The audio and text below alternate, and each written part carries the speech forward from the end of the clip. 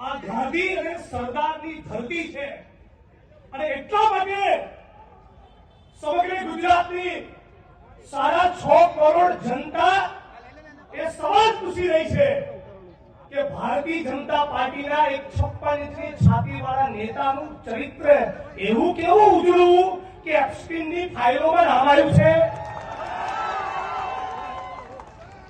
બહુ મોટા ઉપાડે દેશ ને દુનિયામાં જઈને ફાકા ફોજદારી કરો છો, હવે કેમ બોલતી બંધ થઈ ગઈ?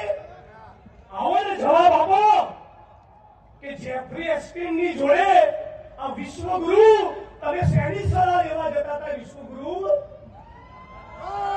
8 વર્ષની 10 વર્ષની 12 વર્ષની દીકરીઓ એને એક ટાપુ પર લઈ જઈ આ દેશ અને દુનિયાના પૂંજીપતિઓએ એમની ઉપર બળાત્કાર ગુજાર્યા અને બળાત્કાર ગુજારનારા જે માણસોનો મુખ્ય સરગના એમનો મુખ્ય સૂત્રધાર જેફરી એપ્સ્ટીન એનું કન્વિક્શન થયું એટલે કે ફક્ત આરોપ નહીં ગુનો પુરવાર થયો કે હા આ જેફરી એપ્સ્ટીન નામનો માણસ એક ટાપુ પર 8, 10, 12 વર્ષની દીકરીઓને આખી દુનિયામાંથી બોલાવતો, માનવ તસ્કરી કરતો અને એની ઉપર બળાત્કાર ગુજારવા માટે દુનિયાના મોટા મોટા સેલિબ્રિટીઝ અને પૂંજીપતિઓને આમંત્રણ આપતો। આનો ગુનો સાબિત થયા પછી નરેન્દ્ર મોદી આપણા વિશ્વગુરુ એમની સલાહ લેતા ઝડપાયા છે।